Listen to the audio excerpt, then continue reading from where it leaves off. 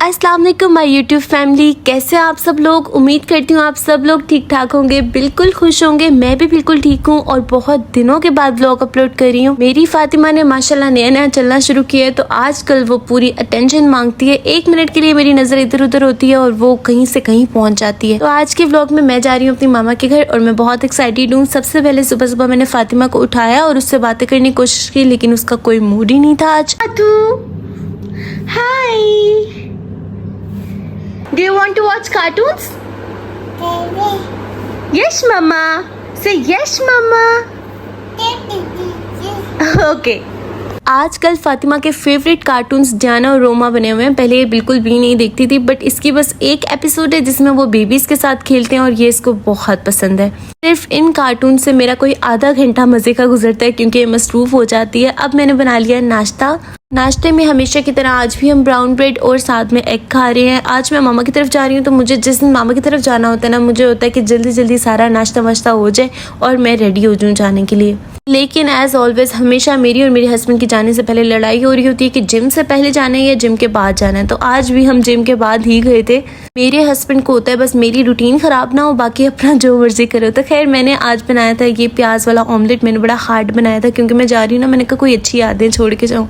और आप लोग सोच रहे होंगे टेबल पर क्यों नहीं खा रहे। टेबल पे फातिमा जो है ना कोई भी चीज़ टिकने नहीं देती, इसलिए आजकल हम सोफे पे बैठ के नाश्ता करते हैं। नाश्ते के बाद मैंने धो लिए बर्तन और फातिमा फिर से आ गई मामा के पास। अच्छा, मैं आप लोगों को ना एक चीज़ बताना चाहती हूँ। बहुत से लोग मुझसे पूछ रहे थे कि फातिमा ने चलना कैसे स्टार्ट किया। वैसे तो उसने अपनी एज पर ही चलना स्टार्ट किया है, लेकिन मैंने ना ऑनलाइन एक यूट्यूब पर वीडियो थी, उसमें देखा था कि बच्चे को सॉक्स ना पहनाए, सॉक्स से वो स्लिप होता है। तो जब से मैंने फातिमा की सॉक्स उतारी है ना, फातिमा ने तब से चलना शुरू किया। और ये हमारा टाइल्स वाला फ्लोर है। पीछे मैंने कपड़े जो है वो धो के डाले हुए, क्योंकि मामा की तरफ जाना होता है ना, तो फिर मैं सोफे पर ही डाल जाती हूँ। बाद में कौन छत से उतार कर लाएगा। तो अब देखें, जब से मैंने फातिमा की सॉक्स उतारी है ना, फातिमा माशाल्लाह बिल्कुल प्रॉपर्ली सही से चलना शुरू हो गई है। पूरे घर के चक्कर लगाती है और कभी कभी बाथरूम से मिलती है हमें। आप लोगों के पास भी कोई टिप्स हो ना तो मुझे ज़रूर बताइएगा। मैंने तो ये किया कि बाथरूम में जो टब्स वगैरह होते हैं उसमें पानी ना हो और इस तरह से मतलब चीज़ें जो पास पास की है ना वो उठा देते हैं, किचन का दरवाज़ा बंद कर देते हैं। क्योंकि अब तो मेरी मम्मा कहती हैं कि बस एहतियात ही है, अगले 1 साल जो है ना बच्चे को पूरी अटेंशन देनी है, क्योंकि इस टाइम पर बच्चों को खुद नहीं पता होता, नए नए चलना शुरू होते हैं और हर चीज़ के लिए ओवर एक्साइटेड होते हैं, नुकसान कर लेते हैं। अब फातिमा का आज मैंने ये ड्रेस निकाला था पिंकी पिंकी, और मैं आप लोगों को दिखा रही हूँ कि ये 0 to 3 मंथ साइज है और अभी तक फातिमा 1 ईयर से ऊपर हो गई। ये अभी तक इसको पूरा है। जब फातिमा पैदा हुई थी ना, तो सारे लोग मुझे कहते थे कि 1 ईयर का साइज ले लो, 6 मंथ्स का साइज ले लो, थोड़ा सा चलेगा भी। लेकिन मैं आपको ऑनेस्टली बताऊँ, मुझे बच्चों को खुले खुले कपड़े बिल्कुल नहीं पसंद। जो ब्रांड से आप कपड़े लेते हो वो बिल्कुल पूरे साइज के लो, और जो आप नॉर्मल बाजार से लेते हो ना वो बड़े लो। क्योंकि ये बड़ों में भी और बच्चों में भी मेरा पर्सनल एक्सपीरियंस है कि जब आप किसी ब्रांड से कपड़े लेते हो तो वो थोड़े खुले खुले होते हैं। मीडियम साइज भी होगा ना ब्रांड का तो बहुत खुला होता है। तो फातिमा के कपड़े मोस्टली मैं पूरे साइज के लेती हूँ और वो 1 साल कपड़े गुजारते हैं। बड़े बड़े कपड़ों में बच्चा अजीब सा और झला सा लग रहा होता है, मुझे तो बिल्कुल अच्छे नहीं लगते ये जो घुटनों तक बच्चों ने शर्ट्स पहनी होती है ना। खैर आज मैंने ये ड्रेस पहना था, बहुत ही बेसिक, बिल्कुल ही अजीब सा ड्रेस लग रहा है क्योंकि ये ड्रेस मैंने ऐसा नहीं सिलवाना था, किसी और तरह का डिजाइन दिया था, लेकिन इस तरह का बन गया।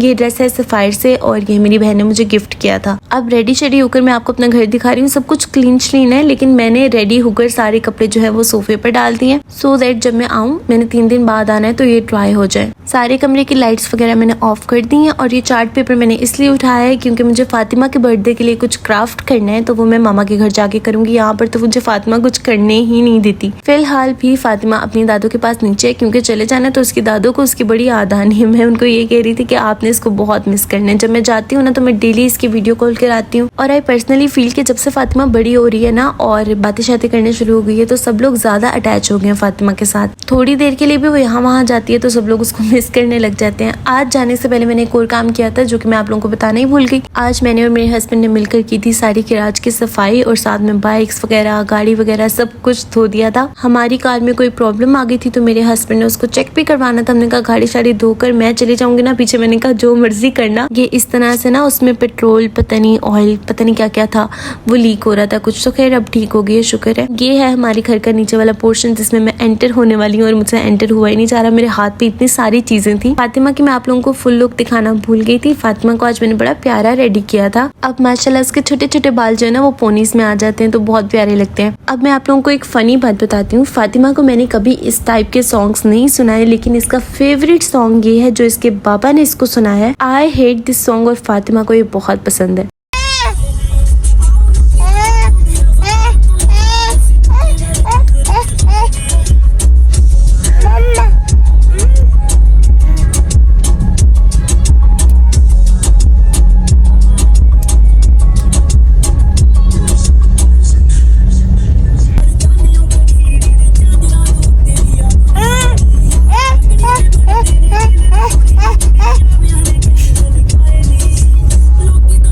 सारा रास्ता हम एक ही सॉन्ग को ऑन रिपीट चलाते चलाते घर पहुंच गए मामा के। आज मेरी बहन मेरे लिए बना रही है स्पेशल मैक्रोनी और आप बस इसकी कढ़ाई का हाल चेक करें।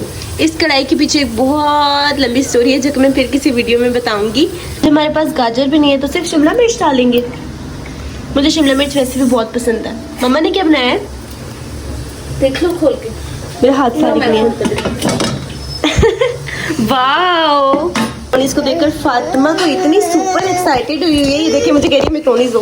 फातिमा आओ, कितने डिलीशियस लग रहे हैं ना फातू। फातिमा को तो लग रहे हैं।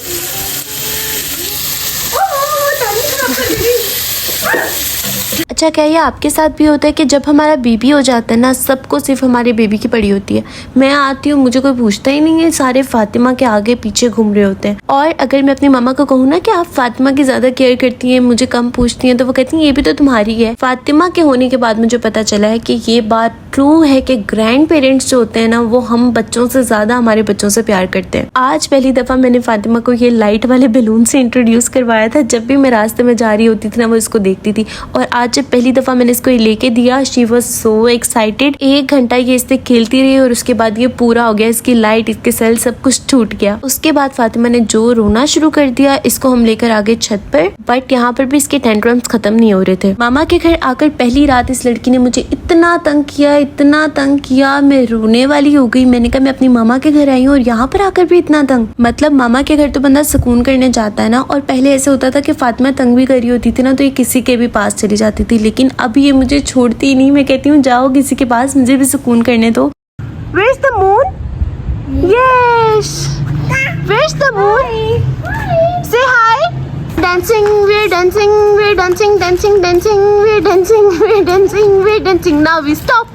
खैर यही टाइम होता है। अभी फिलहाल तो मुझे बहुत फील होता है ना कि मेरी कोई आइडेंटिटी नहीं रही, सारा दिन बस बेबी के काम करते रहो। लेकिन कल को हम इस टाइम को मिस करेंगे, याद करेंगे और हंसेंगे। खैर बहुत मुश्किलों से फातिमा को सुलाने के बाद हम लोग भी सो गए और फिर सुबह उठकर मामा ने मेरे लिए नाश्ता तैयार किया हुआ था। कितना मजा आता है ना शादी के बाद सुबह उठो तो कोई नाश्ता पेश करे और कुछ ना करना पड़े। मामा के घर इतनी गर्मी थी कि 1 मिनट के लिए बंदा बाहर नहीं जा सकता था, तो हमने ये लाइट्स वगैरह ऑफ करके AC चलाया हुआ था, अपनी एक वाइब बनाई हुई थी और सब लोगों ने बेड पर बैठकर चाय पी। यही मामा के घर की यादें होती हैं जो हम लोग मिस कर रहे होते हैं ना। शादी के बाद आलू मटर पकाए थे मेरी बहन ने और साथ में उसने तड़के वाले चावल भी बनाए थे। सारा दिन मैं इतनी हवाओं में उड़ी थी कि मैंने कुछ रिकॉर्ड ही नहीं किया। और उसके बाद फिर शाम को मामा बाबा सब ने हमने बैठकर एक ही बाउल में तरबूज खाया। रात को फिर से मैंने और मेरी बहन ने ऑर्डर किया शवरमा और हम लोगों ने वो खाया। उसके बाद भी हम लोगों की तसल्ली नहीं हो रही थी, तो हमने अपने भाई का छुपाया हुआ नूडल्स का पैकेट निकाला और दोनों ने मिल मिलकर नूडल्स खाए। पहले हम लोग इस टाइम पर बैठकर ना लूडो खेल रहे होते थे, लेकिन अब मेरे बहन भाई कहते हैं और मैं कहती हूँ मैंने नहीं खेला। मेरी वीडियो पे किसी ने कमेंट किया था कि लूडो खेलना हराम होता है। बस यही था आज का टूटा फूटा छोटू सा व्लॉग। अगर आपको ये व्लॉग पसंद आया हो तो मेरे यूट्यूब चैनल को जरूर सब्सक्राइब करना, मुझे जरूर सपोर्ट करना और मेरी वीडियो को लाइक एंड शेयर करना। कल मिलते हैं इंशाल्लाह। अल्लाह हाफिज।